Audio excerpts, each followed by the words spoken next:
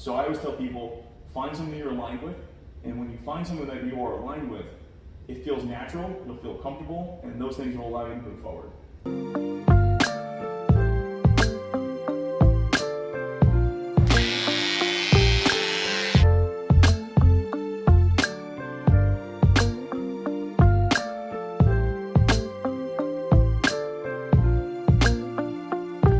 Hey, what's going on, Corey? Man, thank you so much for stopping by today. Yeah, absolutely. And I see you're doing a lot of amazing work around the state. You work in government right now. You work for State Representative Chip LaMarca. And you are a sports lobbyist as well. Can you please tell me about what made you decide that you wanted to work in government and get into the sports lobbying aspect? Yeah, so government's always been a passion of mine. I always wanted to do it. So I always had 3 goals as a kid growing up. I said I wanted to work in music, politics, and sports.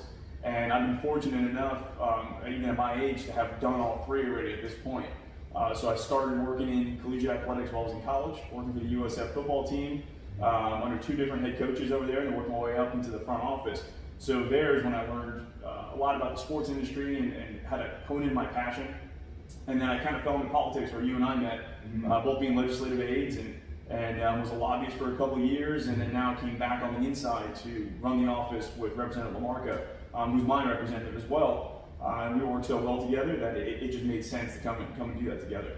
Awesome. Keep up the good work. Yeah, gonna try. Awesome. And I know you guys are working on a lot of amazing things with the sports community. I know you guys have a college sports law that's going into effect in July. Can you please explain that law for me? Sure, yeah. So it was Senate Bill 646. Started House Bill 287. We would call it the Student Athlete Achievement Act. Under the leadership of Representative LaMarca, California, their bill was interesting. I think they set the right tone and they set the right wheels in motion, but we saw a lot of flaws in their bill. And we kind of took a deeper look, and he and I had a lot of discussions with a lot of different representatives around the country and people in the industry that are athlete advocates, everywhere from sports attorneys, sports agents, athletic directors, student athletes themselves, former student athletes, and everyone had different opinions on this. And I think where we ended up here in Florida is something that should be the benchmark for the rest of the country to follow. I think we worked out a lot of the kinks and made this bill probably the best bill in the country. Awesome.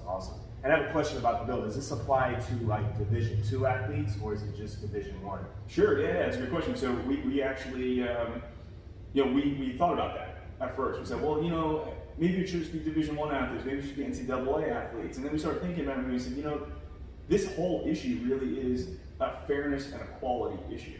So why should we, if we're gonna open this door as an equality issue, why are we gonna pick and choose winners and losers and who's gonna be able to apply for this and benefit from this? And really, at the end of the day, everybody should. No matter who you are, every single student. This is really a student bill. It's not necessarily even a student athlete bill or a collegiate athlete bill. It's really just a freedom, an economic freedom bill for all students. And so any student, we applaud the chemistry student, the computer science student that creates something new or starts a business and hires people. But when it comes to the student athlete, we tied our hands and we don't allow them to do anything. There was a new article that just came out just the other day about a walk-on. He was one of the student managers of the University of Florida basketball team. Walked onto the team, actually played.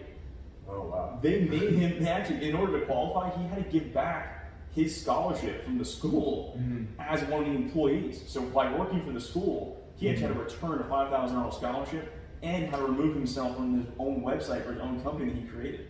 And things like that are old, they're outdated, it's antiquated, and our bill up in Tallahassee, once the governor signs this bill, will allow that individual to not only continue running his own business and be the face of his own business, but he'll be able to benefit from social media, he'll be able to benefit from the business he created or as creative as he wants to be.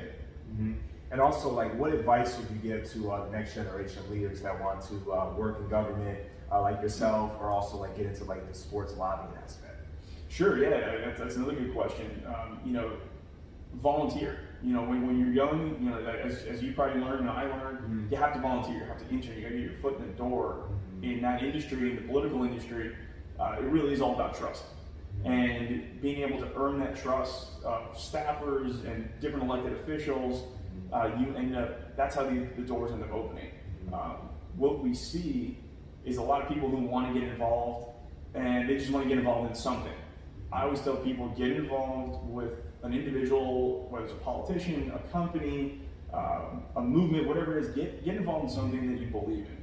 Because it makes it a lot easier to work for that individual, put some time in. When work doesn't feel like work, that's when you know in the right place. And that was one of the big decisions that I had to make when I was leaving the lobbying world to come back on the inside. It's a huge pay cut, a lot of other things, but my work for the first time in a long time with representing the market doesn't feel like work at all. And that's something that I value, and I think a lot of people our age do value. I think it's something more important than the money or whatever it may be. So I always tell people, find something you're aligned with, and when you find something that you are aligned with, it feels natural, you'll feel comfortable, and those things will allow you to move forward.